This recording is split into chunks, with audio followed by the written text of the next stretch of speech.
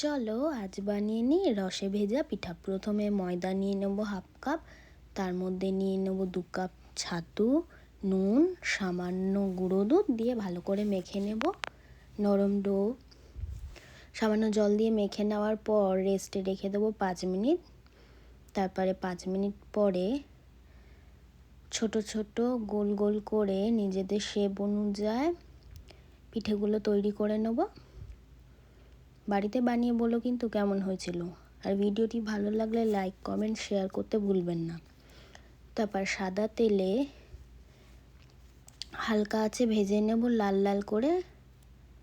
দেখো আমি সবগুলো ভেজে নিয়েছি কি সুন্দর লাল লাল করে। ভাজার পর অন্যদিকে কড়াইয়ে সামান্য জল দিয়ে চিনি দিয়ে শিরা তৈরি করে নেব। 2টো এলাচ দিয়ে দেবো যাতে সুন্দর একটা গন্ধ হয়।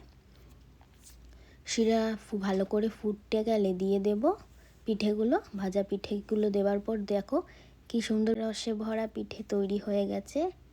বাড়িতে বানিয়ে বলো কিন্তু। টাটা, ধন্যবাদ সবাইকে।